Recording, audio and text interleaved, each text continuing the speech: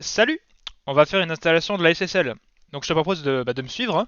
Là, moi je pars d'une Ubuntu 20.04, donc vierge, hein, je viens juste de l'installer et j'ai absolument rien fait dessus.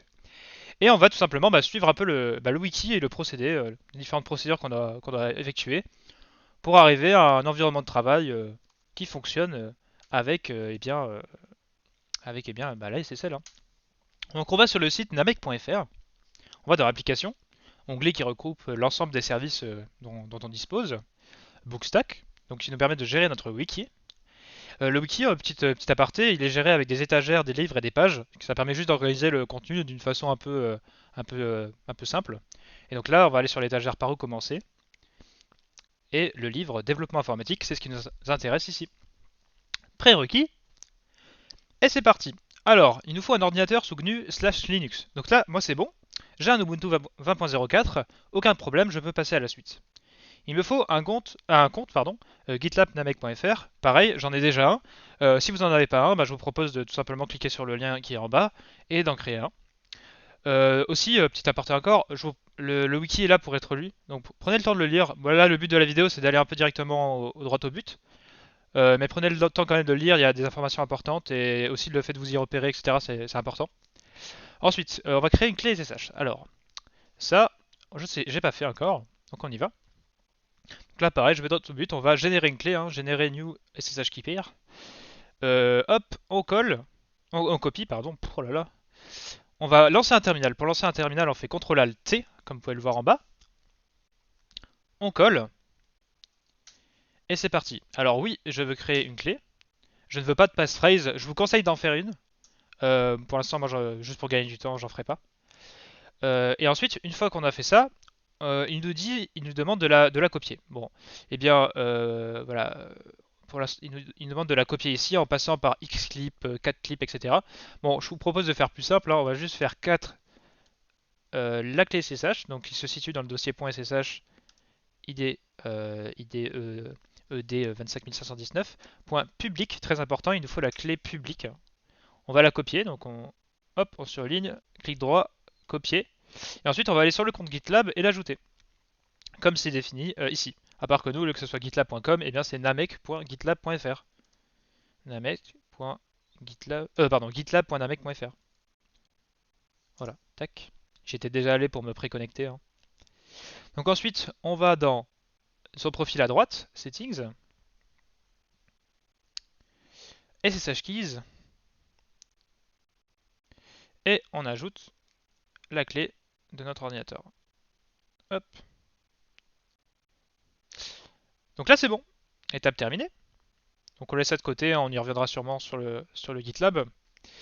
Donc ensuite, les bibliothèques et outils, ça c'est juste pour une information pour ceux qui ne veulent pas ou ont un autre système que se proposer. Bon voilà. Ensuite, une fois qu'on a fait ça, on est content. Ensuite, on passe à l'onglet installation à gauche. On est sous Ubuntu, on va sous Ubuntu. Et là, on peut démarrer à installer les paquets système donc, que l'on va utiliser.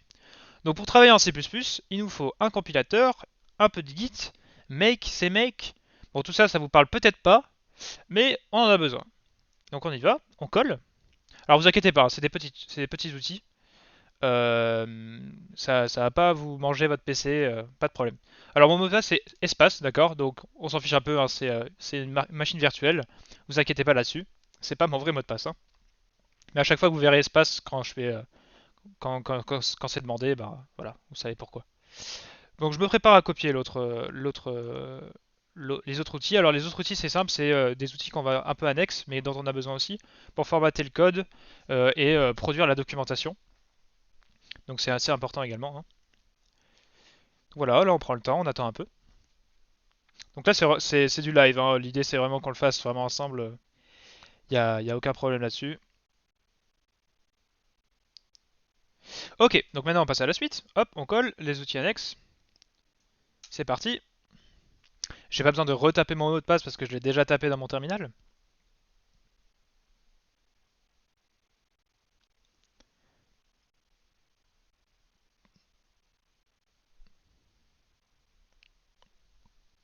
Ensuite, on se prépare à copier les bibliothèques du coup dont on a besoin avec Namek. Donc c'est des bibliothèques assez connues, hein, sauf peut-être Boost Programme Option qui est un peu moins utilisé. Alors l'idée c'est que Protobuf et libprotobuf-dev, ce sont des outils du Google pour faire de la communication par message. Cet outil-là, il est utilisé par la Ligue SSL, donc on en a besoin. LibNCurse, une vieille lib qui existe depuis très très longtemps écrite en C, qui permet bien de faire des applications entre guillemets graphiques dans un terminal. Et LibBoost Programme Options, c'est juste une bibliothèque qui permet de gérer les options en ligne de commande de nos programmes. Vous verrez ça à un moment donné quand on vous expliquera un peu le fonctionnement des différents outils. Ok, donc là on continue. Donc ce que je dis c'est que voilà, alors pour la version d'Ubuntu 18.04, la dernière version de CMake, donc dans les dépôts officiels, n'est pas à jour. Et du coup, il faut procéder à l'installation à la main entre guillemets des derniers dépôts à partir de dépôts officiels de Kitware, qui est le développeur de CMake. Donc, je vous recommande de le faire. Pourquoi? Parce que tout simplement, il y a notamment une meilleure coloration. Enfin, l'outil est meilleur, la dernière version est meilleure. Mais on va pas le faire ici parce que j'ai pas envie trop de perdre de temps. Ensuite, juste on va créer un dossier SSL, hein. Donc on va faire un mkdir SSL. On va, pardon, mkdir. On va se déplacer dedans, c'est des SSL. Et puis là, on est bon, on est prêt à passer à la suite. Donc maintenant, installation des logiciels de la Ligue. C'est parti. Donc là, en git clone GRSIM qui est le simulateur de la SSL. Alors j'accepte, donc là c'est la clé SSH qui nous dit bonjour, c'est la première fois que je rencontre ton serveur, est-ce que tu le connais, est-ce que tout va bien? Oui, oui, t'inquiète pas, aucun problème là-dessus. On se déplace dans le dossier de GRSIM. Et c'est parti. Alors là on va faire quoi? On va faire, je sais pas, je regarde le README, enfin je regarde pardon le wiki, et là on nous dit procédure d'installation qui est décrite dans install.md. Donc là, je vais suivre le document install.md. Bon, pour ce faire, je vais l'ouvrir avec, par exemple, nano install.md. Donc là, on va voir un peu tout ce qu'on a besoin. Donc, moi, je suis pas sur Arch Linux. Je suis sur Ubuntu. Je cherche Ubuntu, Arch Linux, non, non, non. Debian. Ah, en fait, ok. Moi, je suis sur Debian, en fait. Parce que, rappelez-vous, donc, si vous avez bien lu tout à l'heure, ou si vous avez eu le temps de lire, nous, on utilise apt. Et apt, c'est le gestionnaire de paquets de Debian, hein. Ubuntu est une version dérivée de Debian. Donc on copie-colle ça, parce que c'est ce qui nous intéresse. Hop, on quitte, on colle, et c'est parti. Et yes!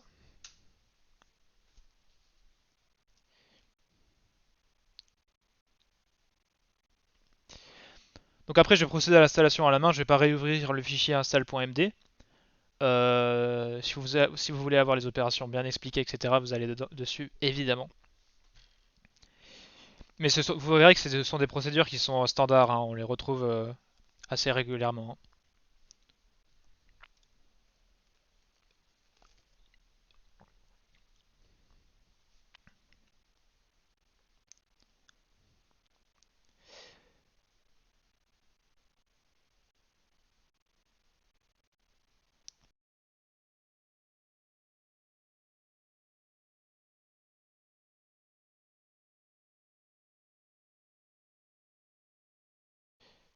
Ok. Donc là, on a installé les dépendances. Donc maintenant, on va construire build le programme. Donc on fait un dossier mkdir build, cd build.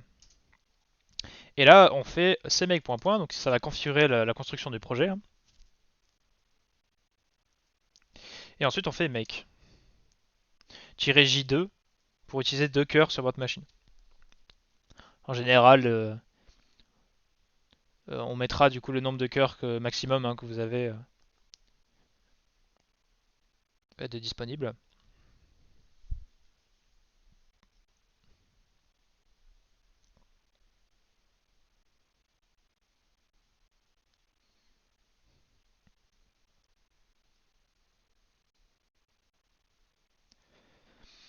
Bon, on va s'avancer un peu sur la suite du wiki hein, en attendant. Donc, une fois qu'on a installé GRSIM, donc une fois qu'on a pardon, construit GRSIM, on va l'installer. Donc là, il faut faire sudo make install, très simple. Et l'idée, c'est qu'à partir de là, on pourra lancer GRSIM en théorie depuis eh bien notre menu d'application, c'est-à-dire le menu qui est ici, hein. Là, si on tapera GRSIM, on pourra le lancer. On verra ça tout à l'heure. Ensuite, on va passer à logiciel de Namek, hein.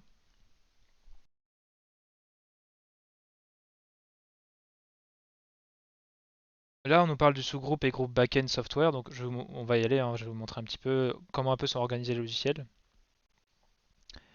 Alors, vous voyez, donc ça c'est le dépôt software. Donc l'idée c'est que bah, dedans on a tous les logiciels qu'on développe, notamment du coup dans backend CPP, hein. C'est ici où on va travailler le plus souvent, hein, car le projet est codé en C++. Donc maintenant juste je vais finir notre côté de GRC. Donc on avait dit sudo make install, hein. C'est parti. Ok, donc là si je fais Windows, GRSIM, eh bien hop, on trouve GRSIM. Là j'ai lancé, tout va bien. Donc première chose à faire, juste vous passez ça à Namek. Paf, paf. Alors vous remarquerez que c'est très lent là parce que je suis sous une machine virtuelle, etc. Vous en faites pas, c'est assez normal. Ensuite, vous passez dans Game, Division, nous sommes en division B. Ça va changer la taille du terrain. Hop. Et ensuite, on va réduire le nombre de robots, ce qui va nous faire un peu moins laguer aussi. Donc c'est 6 robots, parce qu'il y a 6 robots en catégorie B et un corps. Et voilà, donc là votre environnement est configuré, vous pouvez fermer GRSIM. Ok, donc maintenant on se déplace en arrière. C'est des points points, c'est des points points. Hop, on est dans SSL de nouveau. Et on va du coup suivre le readme de tout à l'heure, hein. Donc là on va clone le dépôt workspace qui était présent juste avant. C'est des workspaces. Et là, c'est parti, mkdir build, hein. Donc même procédé que qu'avec grsim, c'est make point point. Et là, ah tiens, on a un petit message. N'oublie pas de lire le readme. Il y a des sous-modules dans le projet. Vous devriez y faire attention. Donc là, on vous expliquera ça un peu plus. Je vous le marque ici.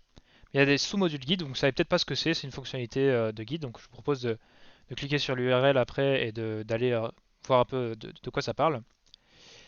Mais l'idée, c'est que ça permet d'avoir un environnement de développement un peu pratique à utiliser. Et par-dessus, du coup, malheureusement, il n'est pas parfait. Du coup, j'ai intégré des petits outils qui permettent notamment ici, bah, par exemple, de switch automatiquement de branche, etc. Bon, ça, on verra, on en discutera à un moment donné. Peu importe.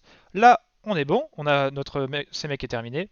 On fait make-j2 et c'est parti. Et là, si tout se passe bien, c'est build et il n'y a pas de problème.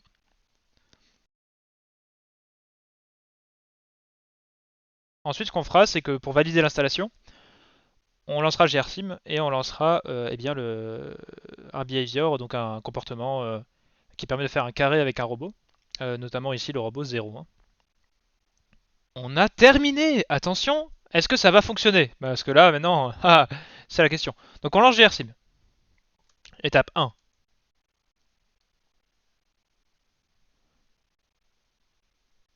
grsim lancé. On alt tab.